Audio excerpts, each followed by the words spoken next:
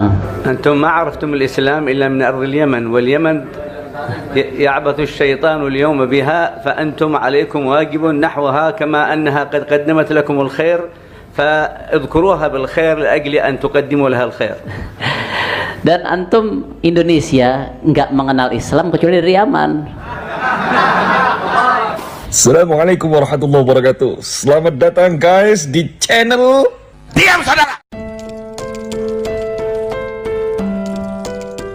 Assalamualaikum warahmatullahi wabarakatuh. Salam sejahtera, salam persatuan Nusantara, dan salam sehat untuk kita semua. Ternyata kesombongan dan keburukan akhlak para habib itu tidak hanya tenar di Indonesia, tapi di negara yang sana, di negara Yaman, para habib itu yang memang akhlaknya buruk, sombong pula. Jadi wajar ketika di Indonesia, habib yang tidak alim, habib yang goblok, itu sombongnya minta ampun. Bahkan tidak hanya para habib-habib yang goblok saja, muhibinnya pun yang awalnya itu orang-orang cerdas, alim, dengan titel yang berjejer banyak, yang pernah mondok, sudah hafal ratusan kitab. Tapi ketika menjadi muhibin, itu auto goblok. Dan ini fakta. Terbukti, ada sebuah video, dan video ini saya ambil dari videonya Benteng Nusantara ya. Ini ya memperlihatkan di dalam sebuah sarasehan, di sebuah dialog interaktif. Ini ada seorang mahasiswa dari Universitas Nahdlatul Ulama atau UNU. Ini menanyakan kepada syekhnya ini, kepada dosen mungkin, yang namanya Abu Bakar Al-Adni. Nah, ini terlihat seorang alim, ya, karena dia ini adalah seorang akademisi dari Yaman. Nah, di dalam dialognya, mahasiswa ini menyarankan lah, kalau saya bilang ini menyarankan bahwa di Yaman yang katanya negara yang gemah riba Jinawi, banyak wali, banyak alim ulama, itu ternyata sekarang terjadi konflik yang berkepanjangan yang tidak pernah ada habis-habisnya. Sedangkan Indonesia dengan negara yang luas seperti ini, itu damai-damai saja kok. Agama itu bermacam-macam, bersuku-suku bangsa banyak, bahasa itu banyak sekali. Ya, tetapi Indonesia ini aman-aman saja. Kemudian mahasiswa ini menyarankan, kenapa sih ya, dari ulama Yaman ini tidak belajar saja kepada Indonesia, tidak mencontoh Indonesia saja? Kenapa? Biar nanti negara Yaman itu aman seperti Indonesia, berbeda-beda tetapi tetap satu, berbineka tunggal ika. Malahan si dosennya ini, seorang alimnya ini, seorang syekhnya ini, itu baperan. Dan yang bikin, ya ini memang sombong gitu ya. Si syekhnya ini sombong, mengatakan bahwa berbicaralah kamu yang baik-baik terhadap Yaman. Karena Indonesia ini diberikan agama, diberikan pemahaman agama, Islam masuk, Islam disebar, itu oleh para habaib Yaman. Ya sontak saja para hadir di sana ya, hadir di sana itu tertawa. Yang dah tertawa karena ya lelucon itu ya dari syekhnya ini, atau memang tertawa tidak tahu bahasanya. Tapi yang jelas dari syekhnya ini itu jelas sekali kok kesombongannya. Dia mengatakan bahwa Islam di Indonesia ini dibawa dan disebarkan oleh para habaib Yaman. Ya ini salah satu konyolan dan kesombongan para habaib. Nyata-nyata Indonesia, ya, Islam di Indonesia ini disebarkan oleh para wali. Yang masyhur itu adalah Wali Songo. Ya, wali sebelumnya itu banyak. Ada Wali 3, Wali 7, dan sebagainya. Tapi yang masyhur itu adalah Wali Songo. Jadi, ya, sama sekali bukan dari Habib Balawi. Bukan. Tetapi karena bahayanya dari pencangkukan nasab, ya, pencangkukan nasab, sehingga pernah nih ada klaim bahwa yang pertama ya, klaimnya bahwa Wali Songo itu tidak ada, Wali Songo itu hanya fiktif. Nah kemudian setelah mereka tidak punya hujah, akhirnya mengatakan bahwa Wali Songo ada, tetapi Wali Songo itu tersambung pada Ubaidillah. Wali Songo itu adalah habaib gitu. Ini jadi tolol, konyol, dan lucu gitu. Iya, sehingga dari syekhnya ini, Syekh Abu Bakar Al-Adni ini, yang meyakini bahwa para wali songo, para wali yang menyebarkan Islam di Indonesia itu adalah keturunan Ubaidillah atau para habaib. Ya, ini hanya tentang kesombongan yang ditunjukkan. Padahal sama sekali yang menyebar Indonesia itu bukanlah Habib. Tetapi sekarang Habib yang selalu mengatakan bahwa di dalam darah saya mengalir darah Rasulullah itu hanya bualan semata. Dan sekarang juga semakin jelaskan bahwa nasab para Habib Balawi itu sama sekali tidak tersambung pada Rasulullah SAW.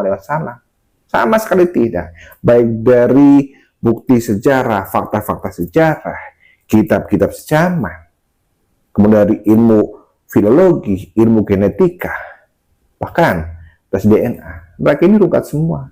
Tidak ada hujah yang berkuat bahwa para Habib Balawi itu adalah dzurriyyah Rasul. Ya. Jadi konyol kalau seperti itu.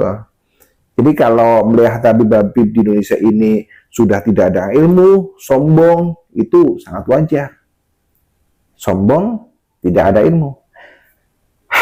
Yang berilmu saja itu sombong. Itu sombong. Bahkan ketika mahasiswa ini mengatakan bahwa akhlak orang Indonesia itu sangat jauh lebih baik daripada akhlaknya orang-orang Yaman. Jadi terbuktikan, langsung dibuktikan bahwa seorang dosen, seorang akademisi, seorang syekh adalah akhlaknya seperti itu. Masih cuma sombong dan mengatakan bahwa Indonesia ini memeluk agama Islam itu karena jerih payah atau karena jasa dari para Habib Balawi. Orang tua tapi ya bodoh sih bodoh. Kalau seperti itu saya katakan bodoh. Ya, ini biar lebih seru kalian lihat videonya ya. Biar nanti ya seru dilihatnya. Nanti diberikan komentarnya ya. Kasih komentar tentang orang tua ini, tentang syekh atau dosen si Abu Bakar Al-Habbi ini ya. Oke, apapun yang diomongkan oleh para habaib bodo amat, yang jelas kita harus menjaga negeri ini ya. Karena siapa lagi yang akan menjaga negeri ini kalau bukan kita? Mari kita jaga negeri dari tangan orang-orang jahat, dari para pencuri makam dan dari para pencuri nasab. Ya, pertanyaan yang ketiga, silakan. Assalamualaikum warahmatullahi wabarakatuh. Utusan dan profesi. Nama saya Rosadi dari Universitas Nahdlatul Ulama, Pak, UNU. Pertanyaan saya terharu ya ketika Pak Ustadz tadi, kenapa Indonesia itu Islamnya itu besar dan aman. Salah satu yang saya catat sini karena orang Indonesia itu sangat menjunjung tinggi akhlak dari datuk moyangnya, dan itu tidak terjadi di sebagian negara Arab, kata beliau. Bahkan di Yaman sendiri, nah ini yang berkaitan dengan negara Yaman. Yang saya baca tentang Yaman, kenapa sekarang perang? Karena pengikut Houthi itu hampir menguasai Yaman, sehingga diambil alih oleh pemimpinnya kabur ke Arab Saudi, lalu Arab Saudi membombardir Yaman. Kenapa negara Anda tidak berguru ke Indonesia?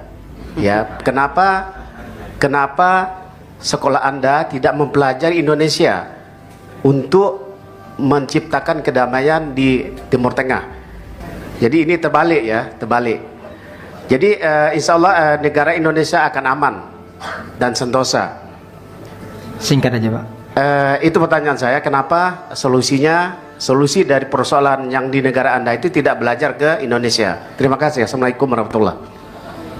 السؤال الأول يعني تعجبت مما قلتم مما يعني في إندونيسيا من بقايا القيم والأخلاق الموروثة من المدرسة الأبوية. تعجبت من ذلك. لماذا لا تتعلم أنتم يا أهل اليمن من إندونيسيا لإيجاد السلامة في الشرق الأوسط؟ المفروض يعني ليس بالعكس، أنتم تتعلمون مننا من أهل إندونيسيا لإيجاد السلامة في بلادكم. بالطبع نحن وصلنا إليكم لأجل نأخذ حقنا الذي عندكم من قبل.